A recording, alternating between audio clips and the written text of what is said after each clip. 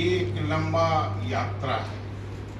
हम लोग सारे लोग गांव के लोग हैं, बहुत करीब से इसको देख रहे हैं। सबसे पहली बात ये है, तो जब हमारा देश आजाद नहीं था और किसानी के अंदर में किसानों को नहर का व्यवस्था मिला, उसका एक सबसे बेहतर उदाहरण हमारे शाहाबाद के एरिया का है। एक रिसर्च चतुरानंद मिश्र के जमाने में हुई थी। तो जिस क्षेत्र में किसानों ने अपने फसल को विकसित किया, वहां पर किसानों ने सबसे ज्यादा हथियार खरीदे। और शायद ये डाटा बहुत परफेक्ट है। किसानों ने सबसे ज्यादा हथियार खरीदे और वहां जो खेतिहर मजदूर थे उनका शोषण बढ़ा।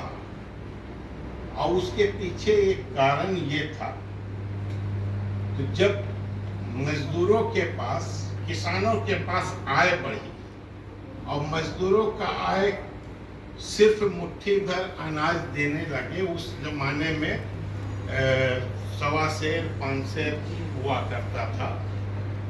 वो 5 सेर पर काम करते थे, 1.25 सेर पर काम करते थे। शायद इसी चीज को हमारे मुख्य अतिथि ने बहुत इत्मीनान के साथ, स्वामी सहजानंद सरस्वती का एक लंबा फहरिस्त बिहार के अंदर है।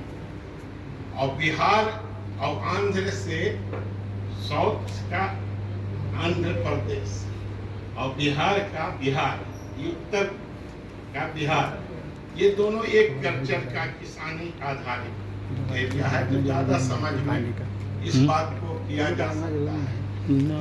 तो ये मतभेद, जैसे किसानी में यहाँ पूंजी का प्रवेश होता है, यानी कि किसानी को हरित क्रांति की ओर या किसान को बढ़ावा की ओर नहर और पानी को मिलने लगा और किसानों के पास पूंजी आया, उसी समय यहाँ इस समाज के अंदर में मजदूरों का और मजदूर किसानों के बीच में द्वंद्व पैदा हुआ और उसका सीधा सीधी असर अर्थ का था। हम देखते हैं उसी के कारण हिंसा हुआ, उसी के कारण गांव से लोग भागने पर मजबूर हुए, जिसको हम आधुनिक रूप में प्रवासी मजदूर कहते हैं। अब वो धीरे धीरे और ज्यादा विकसित होता चला गया आजाद भारत में। हम देखते हैं तो जब पंजाब के अंदर में हरित क्रांति हुई तो वहां मजदूरी नाम का चीज खत्म हो गया। और यही कारण है तो भारत के विभिन्न गरीब स्टेट से पंजाब के अंदर में खेत मजदूर सबसे ज्यादा मिलते हैं आज भी। एक बड़ा कारण यह है। और उसका, और वो खेत मजदूर बिहार के अंदर में काम नहीं कर पाते हैं।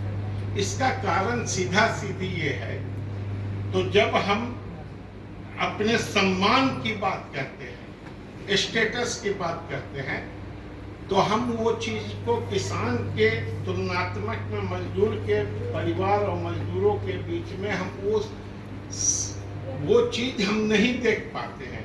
यहाँ वो जातीय हिंसा के शिकार होते हैं, वहाँ छूत-छात के ये होते हैं और सारे चीजों पर होते हैं।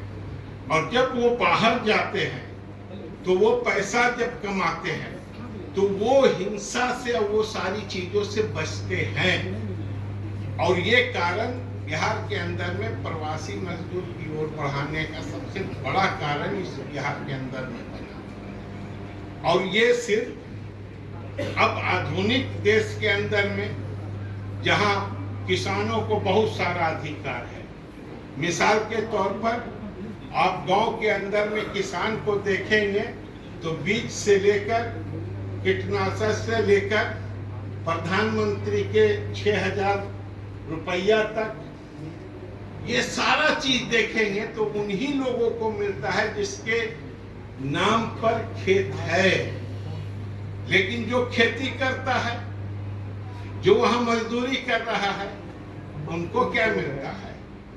उनको अपमान ही अपमान आज के भारत में भी, आज के बिहार में भी मिल रहा है। उनके लिए कुछ योजना नहीं है, उनके लिए कोई सारा चीज नहीं है। हाँ, निश्चित तौर से जब वही मजदूर और मजदूर का बच्चा किसानों के फसल को शहरों के अंदर में बेचते हैं, जो मैं काम करता हूँ हॉकरिंग जो करते हैं, तो हॉकरिंग जो करते हैं तो वो ज्यादा पैसा कमाते हैं वो एक खेत मजदूर से ज्यादा। एक खेत मजदूर अपने जीवन के अंदर में बहुत ही मेहनत करे, ईमानदारी के साथ रहे, हिंसा ना करे, किसानों के साथ भी खड़ा रहे, हर चीजों को सहकर, फिर भी वो एक मकान नहीं बना सकता है। लेकिन वही किसान की चीजों को, फसल को बेचता है जब मार्केट में उसी किसान से लेकर, तो वो साल, 2 साल, 3 साल, 5 साल के अंदर में वो एक मकान बना सकता है, वो अपने बच्चों को पढ़ा सकता है, वो अपने बच्चों को सस्टेन करवा सकता है।